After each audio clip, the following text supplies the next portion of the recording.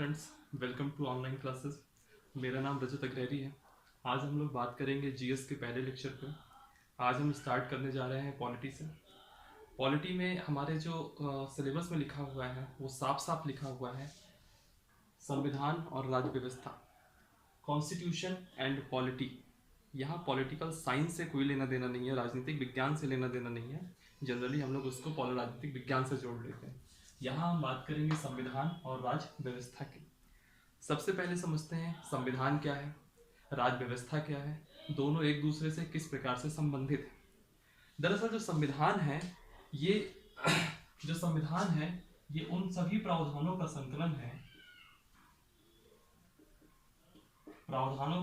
है जिनके आधार पर शासन चलाया जाता है,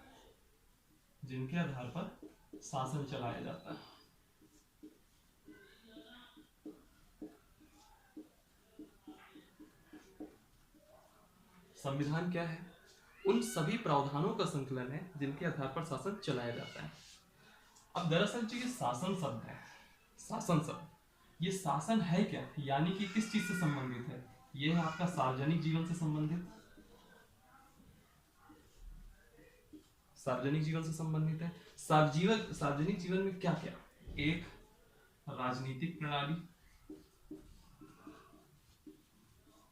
एक आर्थिक प्रणाली, एक सामाजिक प्रणाली, और आप एक प्रशासनिक प्रणाली भी दे सकते हैं।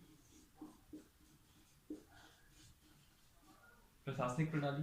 तो ये सब चीजें जो ये शासन के अंतर्गत आएंगी, ये सब कहां से आता है? ये सब उद्धृत होता है आपके संविधान से। ठीक। अब बात ये आती है कि अगर ये संविधान है तो राज्य व्यवस्था क्या है, पॉलिटी क्या है? दरअसल क्या है कि संविधान आपको एक संकलन देती है, एक प्रकार से कोड है। ये वो कोड है जिनके आधार पर किसी भी शासन में, सत्ता में कोई भी बैठे, लेकिन उनको चलना, उन सभी प्रावधान जिनके आधार पर उनको शासन चलाना है, अपना राज्य चलाना है, वो सभी प्रावधानों का संकलन कहाँ है? इसी संविधान में। अब ये है कि राज्य व्यवस्था क्या है। राज्य व्यवस्था क्या है? इन्हीं प्रावधानों को जमीन में उतारते समय जो भी विषय अपने सामने आते हैं, जो भी मुद्दे हमारे सामने आते हैं, या जो भी संस्थाएं हमारे सामने आती हैं, वो सब की सब ये राज्य व्यवस्था कहलाती है। जैसे मान लीजिए आपका आर्टिकल 17 है। आर्टिकल 17 अस्पृश्यता को निषेध करता है, अस्पृश्यता की मनाही करता है कि अस्पृश्यता नहीं होनी चाहिए। लेकिन क्या इसके लिखने भर से अस्पृश्यता दूर हो जाएगी क्या? नहीं। अस्पृश्यता कैसे दूर होगी? जब हमारी संसद एक कानून बनाए 1955 में, सिविल अधिकार संरक्षण अधिनियम या अस्पृश्यता निवारण अधिनियम, कुछ भी कहिए उसको, अस्पृश्यता निवारण अधिनियम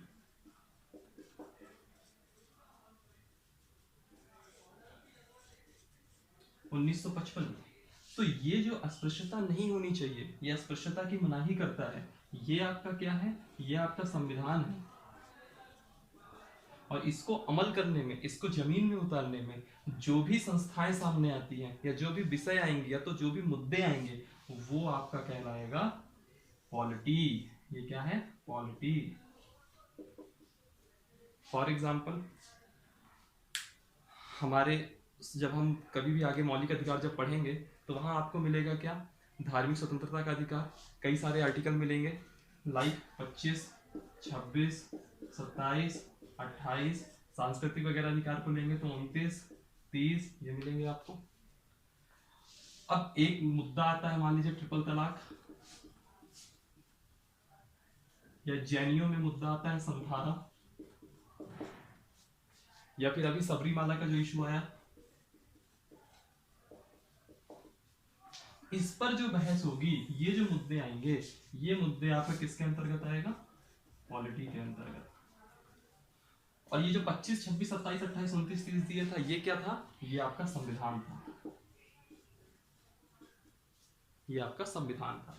तो यही बेसिक डिफरेंस है संविधान और राज्य व्यवस्था में संविधान उन सभी प्रावधानों का संकलन है जिसके आधार पर शासन चलाया जाता है, और इन शासन चलाते समय जो भी विषय, जो भी मुद्दे, यानी कि इस संविधान को जब हम व्यवहार में ला रहे होंगे उस समय जो मुद्दे आएंगे, जो संस्थाएं आएंगी, जो विषय आएंगे, वो आपका आएगा पॉलिटी के अंतर्गत। ठीक, इसके आगे इसी के साथ लगा हुआ एक टॉपिक रहता है शक्ति का मानचित्र, मैप ऑफ पावर।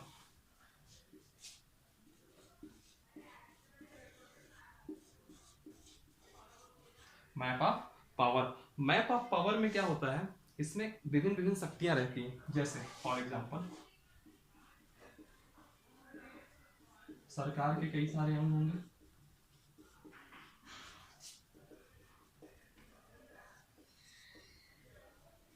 सरकार के विभिन्न अंगों की शक्ति हो गई। फिर केंद्रीय व प्रांतीय संस्थाओं की शक्ति या सेवाओं की शक्ति।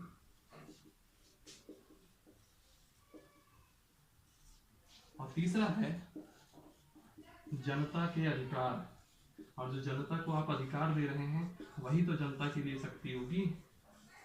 ये है हमारे कॉन्स्टिट्यूशन का मैप ऑफ पावर, जिसमें सरकार के जितने भी अंग हैं उनकी शक्ति है, केंद्रीय और प्रांतीय संस्थाओं या सेवाओं की शक्ति है, और जनता के अधिकार या फिर जनता की शक्ति। अब हम बात करेंगे कि हमको जो पढ़ाई करनी है संविधान की, उसमें हम संविधान का वर्णन किस हिसाब से देखेंगे। अब हम बात करेंगे संविधान, या फिर पहले बात करते हैं संविधान हमारा किस तरह दिए है। कभी भी आप संविधान की जब नॉर्मल किताब आ जाती है, इतनी पतली रहती है, आप उसको लीजिएगा तो उसमें सबसे पहले क्या होता है, जो हमारा कॉन्स्टिट्यूशन है, हम कोई सी भी किताब पढ़ना चाहेंगे तो वो किसी ना किसी रूप में उसको एक व्यवस्थित तरीके से लगाना होता है। जैसे चैप्टर रहते हैं, हम कोई भी बुक, मान लीजिए आप एम लक्ष्मीकांत पढ़ रहे हैं, पॉलिटी की कोई बुक पढ़ रहे हैं, तो आप देखेंगे पहला चैप्टर ये है, दूसरा चैप्टर ये है, तीसरा चैप्टर ये है, या कुछ भी पढ़िए चैप्टर वाइज रहेगा। तो संविधान भी एक व्यवस्थित होना चाहिए, अदरवाइज पढ़ने में बहुत दिक्कत आएगी, क्लिष्ट हो जाएगा। संविधान फिर कैसे आया, संविधान की जब आप शुरुआत देखेंगे या संविधान में जब भी आप देखेंगे कैसे वो है, तो संविधान सबसे पहले इसको पार्ट्स में डिवाइड किया गया। पार्ट यानी कि भाग, संविधान में कई कई अलग अलग पार्ट दे दिया गया। जैसे पार्ट 1 में संघ और राज्य क्षेत्र आ गया, पार्ट 2 में नागरिकता आ गई, पार्ट 3 में फंडामेंटल राइट्स, मौलिक अधिकार आ गए, पार्ट 4 में, भाग 4 में राज्य के नीति निर्देशक तत्व आ गए, भाग 4A में आगे हम जाएंगे तो मौलिक कर्तव्य आएंगे, भाग 5 में आगे आएंगे केंद्र आएगा, राष्ट्रपति वगैरह, ये सब आएंगे, सब अभी हम बाद में पढ़ेंगे। ये जनरल में एक बात बता दी आपको, ऐसे करके पार्ट मिलेंगे। जब हम पार्ट के अंदर जाएंगे तो ये कई सारे चैप्टर यानी कि अध्याय में बटा होगा, और हर अध्याय में जाएंगे तब यहाँ पे आपको आर्टिकल्स मिलेंगे। आर्टिकल्स, और आर्टिकल्स को हम क्या कहेंगे, अनुच्छेद। याद रखिएगा, इनको अनुच्छेद कहेंगे, इनको कभी भी धारा नहीं कहेंगे। धारा कहाँ कहते हैं, जैसे हम आईपीसी वगैरह पढ़ते हैं, इंडियन पिनल कोड वगैरह पढ़ते हैं, तो वहाँ पे ये धारा शब्द आता है। हम यहाँ पे अनुच्छेद की बात करेंगे।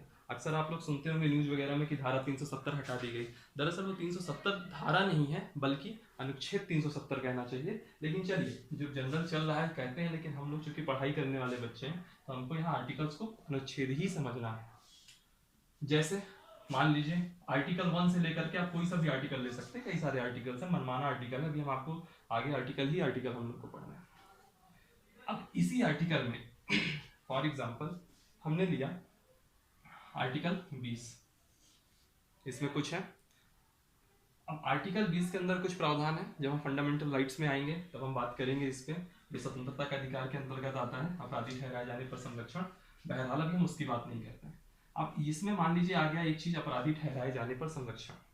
इसके अंदर कुछ सब क्लॉजेस रहेंगे, या हमको इसी आर्टिकल की और ज्यादा व्याख्या करनी है संविधान निर्माताओं को। उन्होंने क्या किया, इसी के अंदर डाल दिया article 20 clause 1, article 20 clause 2, article 20 clause 3, ये आ गया।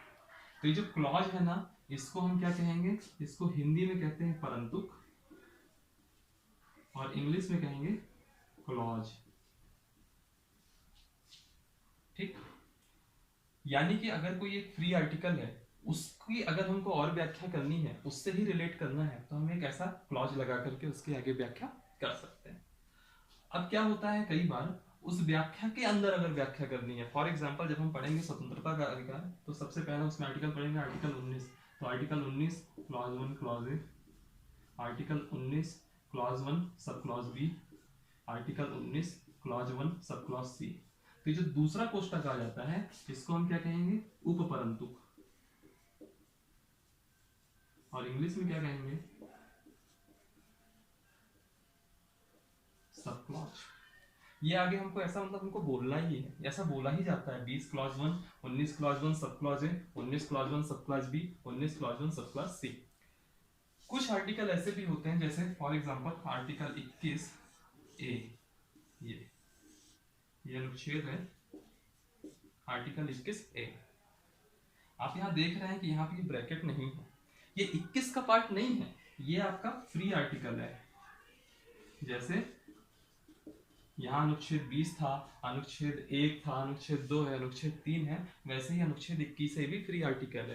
क्यों? क्योंकि इसके साथ ब्रैकेट नहीं दिए हुए, ये ब्रैकेट आपका नहीं दिए, ये फ्री आर्टिकल में आएगा। ये क्या है, आपका शिक्षा का अधिकार है, जो कि हम आगे पढ़ेंगे। ये हम पढ़ेंगे आपका मौलिक अधिकारों में। तो कहने का मतलब है कि जो भी हमारे संविधान में पार्ट है, चैप्टर है, वो ऐसा डिवाइड रहता है। सबसे पहले पार्ट, पार्ट के अंदर चैप्टर, चैप्टर के अंदर आर्टिकल्स, आर्टिकल्स के अंदर क्लॉजेस, और क्लॉजेस के अंदर सब क्लॉजेस। वैसे ही ऐसी सेम एक ऐसी टर्मिनोलॉजी है अनुसूचियां, जिसको हम इंग्लिश में कहते हैं शेड्यूल्स।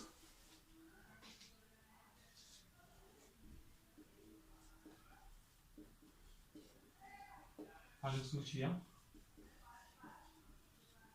शेड्यूल्स। जब संविधान बना था उस टाइम तक 8 अनुसूचियां थी, और आज वर्तमान में ये 12 अनुसूचियां। ये अनुसूची कौन कौन सी हैं इनको हम बाद में डिटेल से देखेंगे। हर एक अनुसूची को 12 की 12 अनुसूची हमको याद होनी चाहिए। कई बार वन लाइनर पे क्वेश्चन आ जाता है। इतना याद रखना है, जो मूल संविधान था उसमें 8 अनुसूची है, वर्तमान में 12 अनुसूची है। अनुसूचियों का मतलब क्या होता है? दरअसल ये संविधान के अंत में दी हुई है। इसमें जो संविधान के प्रावधान है उनकी व्याख्या, जब भी कभी उसकी व्याख्या करने का समय आता है तो हम सीधे इन अनुसूचियों का सहारा लेते हैं। ये जो शेड्यूल्स हैं ये हमको संविधान की व्याख्या करने में मदद करती है। ये कुछ बेसिक जानकारी थी पॉलिटी पढ़ने से पहले की। अब हम आते हैं कि हमको आगे क्या पढ़ना है। हमको मेनली फोकस करना है संविधान के वर्णन में, संविधान का वर्णन।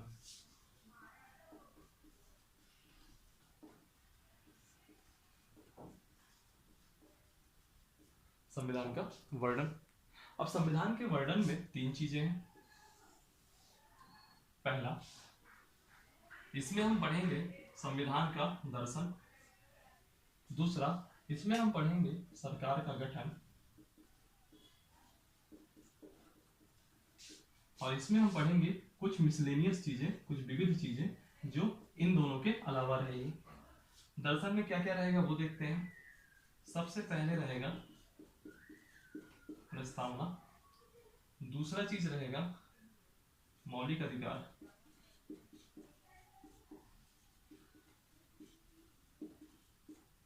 फिर रहेगा राज्य के नीति निर्देशक तत्व, इसको हम कहते हैं directive principle of state, DPSP. इसको कहते हैं फंडामेंटल राइट्स, और इसको हम कहते हैं प्रियम्बल। और लास्ट में आएगा मौलिक कर्तव्य, फंडामेंटल ड्यूटीज। ये सारी चीजें हमको कवर करनी है। इसको हम टॉपिक बाय टॉपिक आगे के लेक्चर्स में देखेंगे। फिर हम बात करेंगे सरकार का गठन, केंद्र की सरकारों का गठन कैसे होता है, राज्य की सरकारों का गठन कैसे होता है। फिर हम विविध चीजों में देखेंगे, जैसे कि यहाँ इशू आएगा नागरिकता। नागरिकता के अलावा हम बात करेंगे यहाँ पे पंचायती राज की। पंचायती राज के बाद आएगा यहाँ पे निर्वाचन पढ़ेंगे। निर्वाचन के बाद हम सुप्रीम कोर्ट, हाई कोर्ट, ये सब भी पढ़ेंगे। और जितनी भी चीजें मिसलेनियस, जो भी चीजें संविधान की बचेगी वो सब हम इसके सेक्शन में हम कंप्लीट कराएंगे। ये हम पैटर्न बता रहे हैं कि अपन लोग कैसे डिस्कस करेंगे आगे, ठीक है। तो हमारा पहला टॉपिक होगा प्रियम्बल, प्रस्तावना, जो कि हमारी अगली क्लास रहेगी। प्रस्तावना से पहले एक चीज हम लोग आज कंप्लीट कर लेते हैं, वह है बहुमत, टाइप्स ऑफ मेजॉरिटी। बहुमत कितने प्रकार का होता है?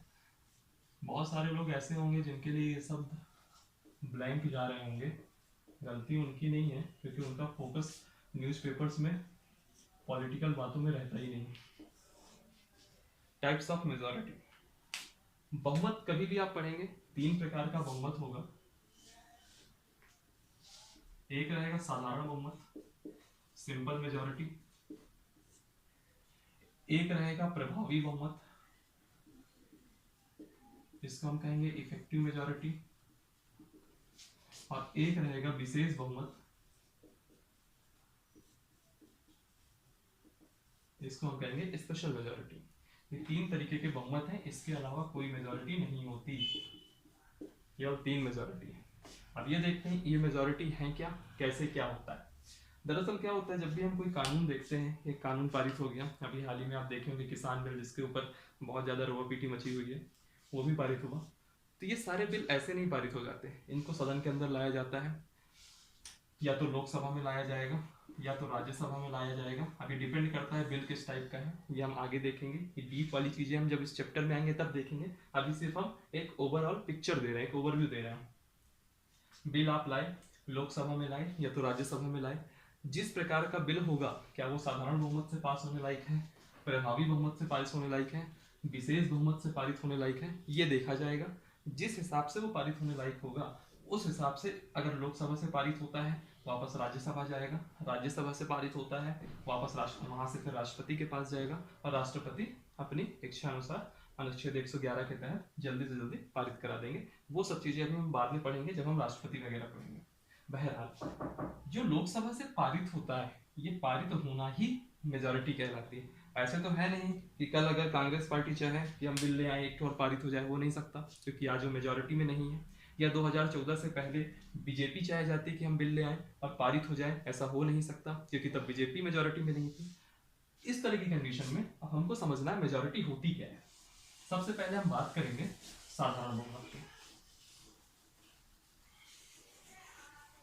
सबसे पहले हम बात करेंगे साधारण बहुमत की, सिंपल मेजॉरिटी। और हम एक जनरल एग्जांपल ले लेंगे लोकसभा का, लोकसभा के अलावा भी हम राज्यसभा में नहीं घुस रहे हैं, सिर्फ हम लोकसभा में एग्जांपल लेंगे कि कैसे कैसे पारित होगा। साधारण बहुमत का सिंपल सा फंडा है, उपस्थित और मतदान करने वाले सदस्यों का साधारण बहुमत। समझ रहे हैं? लोकसभा में मेंबर कितने हैं? 545। क्या बोला इसने? उपस्थित और मतदान करने वाले, यानी कि उस दिन सदन में कितने लोग उपस्थित हैं। यहाँ मतलब नहीं है कि लोकसभा में सदस्य अगर 545 है तो 545 ही उपस्थित हो, या कोई मिनिमम संख्या हो कितने उपस्थित होने चाहिए। मान लीजिए अच्छा कोई दिन था छुट्टी उट्टी वाला, बढ़िया कोई अच्छा सा मौसम था, सांसद लोग सब आराम कर रहे हैं, कुछ ही सांसद पहुंचे, मान लीजिए 200 जन पहुंचे। साधारण बहुमत का मतलब होता है आधे से एक ज्यादा। मान लीजिए 200 जन पहुंचे, अब इन 200 में भी 10 ऐसे थे महाआलसी, उन्होंने कहा कि हम तो वोट नहीं देंगे, यानी कि अब 190 बचे हैं वहां उपस्थित 200, लेकिन वोट सिर्फ 190 डाल रहे हैं, 10 आलसी हैं अपने जैसे। तो उपस्थित 200 और मतदान करने वालों की संख्या यानी कि 190। अभी 190 जन भर ही एक्टिव है उस समय, उपस्थित तो 200 हैं लेकिन एक्टिव सिर्फ 190। हमको मेजॉरिटी 190 में देखनी होगी, और 190 का साधारण बहुमत कितना हो जाएगा? 190/2 + 1, यानी कि 2 ने 18, 2 95 + 1 यानी कि 96 मेंबर। अगर किसी प्रस्ताव के पक्ष में ये 96 लोग वोट दे देते हैं, अगर ये 96 वोट दे देते हैं तो ये प्रस्ताव आपका पारित माना जाएगा। इसी को हम कहेंगे साधारण बहुमत। ये साधारण बहुमत है। फिर इसके बाद हम जब आएंगे, ये हर प्रकार के जितने भी बिल हैं जो साधारण बहुमत से पारित होते हैं ऐसे ही होगा, और यही सेम प्रोसेस रहेगी राज्यसभा में। राज्यसभा में अगर 245 मेंबर हैं, मान लीजिए वहां उपस्थित हुए उस दिन केवल 120, और 120 में से 110 ने ही वोट किया, तो 110/2 + 1 यानी कि 55 + 1 यानी कि 56 जन अगर उसके पक्ष में हैं, 56 मेंबर उसके पक्ष में हैं, तो वो प्रस्ताव राज्यसभा से पारित माना जाएगा। ये है साधारण बहुमत की प्रक्रिया। सिंपल सी भाषा है, उपस्थित और मतदान करने वाले सदस्यों का साधारण बहुमत। उपस्थित और मतदान, यहाँ पे कोई संख्या नियत नहीं है कि मिनिमम कितने हों, बस इतना मान के चलिए अगर जितने सदस्य उपस्थित हैं और उनमें से जितने वोट दे रहे हैं उसका 1/2 + 1 उपस्थित होना चाहिए, प्लस 1/2 + 1 उसके पक्ष में होना चाहिए और बिल पारित मान लिया जाएगा। तो जितने भी प्रस्ताव हैं जो साधारण बहुमत से पास होते हैं उनमें यही पॉलिसी यूज होगी। अब हम आगे बात करते हैं प्रभावी बहुमत की, इफेक्टिव मेजॉरिटी।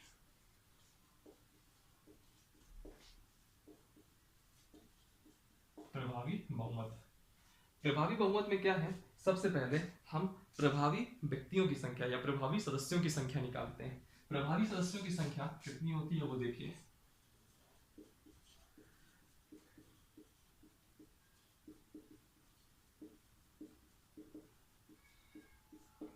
ये हमेशा होता है कुल सदन की संख्या माइनस रिक्तियां। ठीक है, मान लीजिए कुल सदस्य संख्या, जैसे लोकसभा है, लोकसभा में 545 मेंबर है। अब लोकसभा में अगर 545 मेंबर है तो मान लीजिए कुछ लोकसभा की ऐसी सिचुएशन बनी कि दो सांसद की असामयिक मृत्यु हो गई, 2 लोगों की मृत्यु हो गई, 3 जन ने कहा हमारा अंतरात्मा आवाज नहीं दे रही, हम त्याग पत्र दिए दे रहे हैं। ठीक, 4 जन ऐसे थे थोड़े गुंडे लफाड़ी टाइप में थे, उनका निर्वाचन रद्द हो जाता है। 4 जन ऐसे हैं जिनका निर्वाचन रद्द हो जाता है। तो ये जो 2 जन खत्म हो गए, 3 जन जिनने रिजाइन कर दिया और 4 लोग जिनका निर्वाचन रद्द हो गया किसी भी कारणों से, तो 2 3 5 और 4 ये 9 जन, ये 9 क्या कहलाएंगी, ये 9 जो है आपकी, यही आपकी रिक्तियां कहलाएंगी। तो इस स्थिति की अगर बात करें तो प्रभावी सदस्य कितने होंगे, कुल सदस्य 545, 9 आपकी रिक्तियां हो गई, यानी कि 536 मेंबर। तो प्रभावी बहुमत कितना हो जाएगा, इफेक्टिव मेजॉरिटी कितनी हो जाएगी इस कंडीशन में, इस कंडीशन में हो जाएगी 536 डिवाइडेड बाई 2 + 1, कितना हो जाएगा, 2 2 4, 269। यानी कि अगर प्रभावी बहुमत की कंडीशन आती है और 269 लोग इसके पक्ष में मतदान दे देते हैं तो वो पारित हो जाएगा। यहाँ ये मैटर नहीं करता कि कितने सदस्य उपस्थित हैं या कितने लोगों की मतदान करने की इच्छा है। यहाँ सिर्फ इतना देखा जाएगा कि अगर इतने लोग 9 लोग अवेलेबल नहीं है, 9 रिक्ति है, तो प्रभावी संख्या 536 है, और अगर इसका बहुमत 269 होता है तो 269 जिस पक्ष में आएंगे प्रभावी बहुमत पारित हो जाएगा। 269 से 1 वोट भी कम हो गया तो प्रभावी बहुमत पारित नहीं माना जाएगा। सवाल ये है कि प्रभावी बहुमत से किनको हम, ये इनका यूज कहाँ है, प्रभावी बहुमत का यूज कहाँ है। दरअसल प्रभावी बहुमत सिर्फ इतना समझ लीजिए, 8 लोग इस देश भर में ऐसे 8 पद हैं, अगर उन लोगों को उनके पद से हटाना है तो हमको ये प्रभावी बहुमत से ही प्रस्ताव पारित कराना पड़ेगा। 8 अगर ऐसे याद करेंगे तो याद नहीं होगा, सिंपल भाषा में सुनिए। मान लीजिए ये लोकसभा है, ये राज्यसभा है,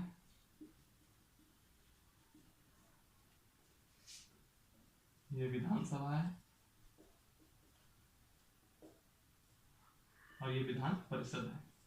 बहुत सारे लोग को ये सब नाम ऐसे लग रहे होंगे कि क्या चल रहा है, तो अगर अभी आप इससे फैमिलियर नहीं है, इससे परिचित नहीं है, तो आगे आने वाली क्लासेस में परिचित हो जाएंगे। और वैसे ज़्यादातर लोग परिचित होंगे ही, क्योंकि कुछ भी हो न्यूज़पेपर वगैरह में ये सब अक्सर चर्चाओं में आते रहते हैं, और इन सब नामों को आपको पता होना चाहिए, भले ही आप तैयारी कर रहे हो या ना कर रहे हो। बहरहाल लोकसभा में कौन कौन होते हैं, मेन 2 पद, एक होता है अध्यक्ष और दूसरे हो गया उपाध्यक्ष। ठीक, राज्यसभा में कौन कौन होते हैं, एक होता है सभापति और एक होता है उपसभापति। ठीक, यानी कि ये जो प्रभावी बहुमत है ये सिर्फ और सिर्फ लोकसभा के अध्यक्ष, लोकसभा के उपाध्यक्ष, राज्यसभा के सभापति, राज्यसभा के उपसभापति, विधानसभा के अध्यक्ष, विधानसभा के उपाध्यक्ष, विधान परिषद के सभापति और विधान परिषद के उपसभापति। इन 8 लोगों को 1 2 3 4 5 6 7 8 इन 8 लोगों की स्थिति में अगर इनको पदमुक्ति दिलानी है तो हमको प्रभावी बहुमत से प्रस्ताव पारित करना पड़ेगा। ये था आपका प्रभावी बहुमत केवल इन 8 लोगों के लिए। अब हम बात करेंगे जो हमारा लास्ट था तीसरा, स्पेशल मेजॉरिटी, विशेष बहुमत।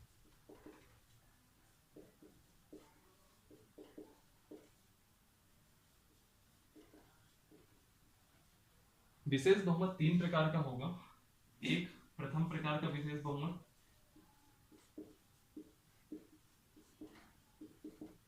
प्रथम प्रकार का विशेष बहुमत। इसमें क्या होगा, वही कॉन्सेप्ट, उपस्थित और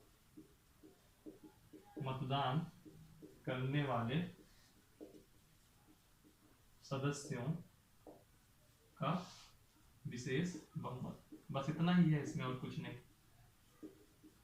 विशेष बहुमत, फॉर एग्जाम्पल आपके सदन में आपके लोकसभा में 545 सदस्य हैं, उस दिन प्रेजेंट हुए 200 में से मान लीजिए 180 जन ने वोट दिए, तो इसका विशेष बहुमत कितना होगा, 180 गुणे 2/3 प्लस 1, 3 से ये गया 60, 120 प्लस 1 यानी कि 121। 121 मेंबर अगर उन्होंने वोट दे दिया तो ये विशेष बहुमत से पारित माना जाएगा। ये प्रथम प्रकार का विशेष बहुमत है। यह सिर्फ और सिर्फ 3 प्रकार के आर्टिकल के लिए है, याद रखिएगा। आर्टिकल 249, आर्टिकल 312 और आर्टिकल 67B। 249 कब यूज होता है, जब राज्य सूची का कोई नया विषय बनाना हो।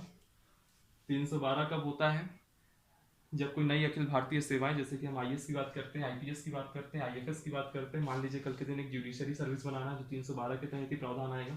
और आर्टिकल 67 भी ये उपराष्ट्रपति से संबंधित है, उसको हटाने के लिए। ये सब चीजें अभी हम बात नहीं करेंगे, इस पर डिटेल में नहीं जाएंगे, सब जागे जब हम आगे राज्यसभा की अनन्य शक्तियां वगैरह पढ़ेंगे तब इनकी बात करेंगे।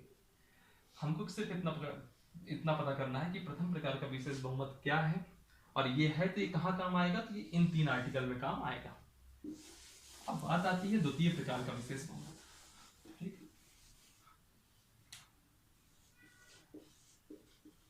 द्वितीय प्रकार का, ये सिंपल सा फंडा है भाई का। ये कहता है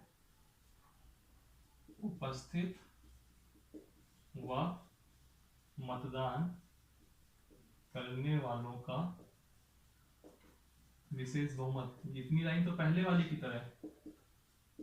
विशेष बहुमत जो कुल के आधे से कम ना हो। अब आप लोग सोच रहे होंगे ये कौन सी नई बला आ गई, तो ये नई बला कुछ नहीं है। मान लीजिए लोकसभा है, लोकसभा में 545 मेंबर, इतने में छोड़ दीजिए। मान लीजिए जब भी पिछले एग्जाम्पल लिए थे 200 जन उपस्थित हैं, 200 में से 180 वोट कर रहे हैं। 180 यानी कि इसका 2/3 कितना होता था, 120, ये होता था 121। ये आपकी पहली कंडीशन। तो ये जो पहली लाइन है, उपस्थित और मतदान करने वालों का विशेष बहुमत, ये तो क्रॉस कर रहा है, यानी कि ये पहले प्रकार का विशेष बहुमत तो हो गया था, और इस वाले में पहली लाइन तो इसे कवर कर रहा है। लेकिन जो इसकी दूसरी कंडीशन है, कुल के आधे से कम ना हो, यानी कि अगर कुल है 545 तो कुल का आधा कितना हुआ, 545/2, मिशन 272 प्लस 2014 मोदी जी, यानी कि 273। 273 से कम होना चाहिए। क्या ये 273 से कम है? नहीं है। 121 छोटा है, 273 बड़ा है, यानी कि ये विशेष सेकंड प्रकार का विशेष बहुमत नहीं हुआ। ठीक है, सेकंड प्रकार का विशेष बहुमत नहीं हुआ। अब मान लीजिए 450 जन उपस्थित थे सदन में, और 450 सॉरी बहुत खुश मिजाज में थे, सबने आके वोट डाला, सबने कहा कि आज तो हम वोट डाल के ही मानेंगे। तो 450 जन का 2/3 कितना हुआ, 50 दूनी 3 15, 300 हुआ। और मान लिया कि +1, यानी कि 450 में 301 जन ने वोट दिया पक्ष में। अब ये 301 जो है ये कुल के आधे से ज्यादा है, 273 से ज्यादा है, यानी कि अब ये प्रस्ताव पारित हो जाएगा। दूसरे प्रकार का विशेष बहुमत सिर्फ ये है, दूसरे प्रकार का विशेष बहुमत, यानी कि जो पहले प्रकार का विशेष बहुमत था वो सिर्फ इतना था कि उपस्थित और मतदान करने वालों का विशेष बहुमत। इसमें एक लाइन और जुड़ जाती है कि वो उतनी संख्या कम से कम हो, यानी कि यहाँ पे 301 हो, जो कि कुल के आधे से ज्यादा हो। फिर हम बात करेंगे इसके बाद में तीसरे प्रकार का विशेष बहुमत।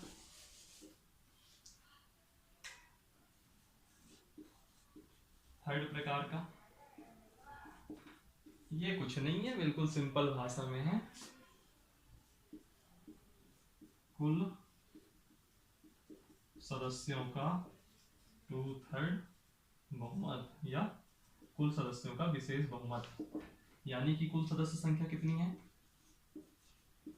545, इसका 2/3 हो, और 545 का जब 2/3 करेंगे तो ये लगभग कितना आता है 363 के आसपास आता है, देख लेना, याद नहीं है मेरे को, 363.33 समथिंग ऐसा कुछ आएगा। और जब ये 0.5 से कम होता है तो लगभग वही संख्या ले ली जाती है 363, हाँ 363 ही होगा। इसका विशेष बहुमत यानी कि 363, यानी कि सदन में सदस्य जितने भी हो मर्जी है, हमको कोई मतलब नहीं है, हमको चाहिए बिल के पक्ष में केवल 363 वोट, इससे एक भी वोट कम हो गया तो ये तीसरे प्रकार का विशेष बहुमत पारित नहीं होगा। सवाल ये है कि ये इतनी बड़ी चीज है तो ये यूज कहाँ होती है, तो ये यूज होती है आपके अनुच्छेद 61, अनुच्छेद 61 यानी कि राष्ट्रपति का महाभियोग, जब हमको राष्ट्रपति को हटाना होता है, इम्पीचमेंट, जब प्रेसिडेंट का इम्पीचमेंट होगा उस समय हमको तीसरे प्रकार का विशेष बहुमत चाहिए। अब इसके बाद अब हम आज के दिन इतना ही करते हैं, अगली क्लास में आपकी रहेगी प्रियम्बल की बात करेंगे, प्रस्तावना, और फिर उसके बाद हम फंडामेंटल राइट्स की बात करेंगे, मौलिक अधिकारों की, और ऐसे रेगुलर क्लासेस चलती रहेगी। चलिए आज के दिन इतना हो गया, काफ़ी है, पहले दिन का डोज, इसके बाद का डोज अभी देखेंगे, बड़ा करेंगे धीरे धीरे। और अगर आप सबको ये वीडियो पसंद आए लाइक करिए, कमेंट करिए, और फीडबैक जरूर दीजिएगा, अच्छा हो बुरा हो कुछ भी हो फीडबैक जरूर दीजिएगा, फीडबैक यहाँ सुने जाते हैं। और पेज को ज़्यादा से ज़्यादा सब्सक्राइब करिए, अपने फ्रेंड सर्कल में इसको शेयर करिए।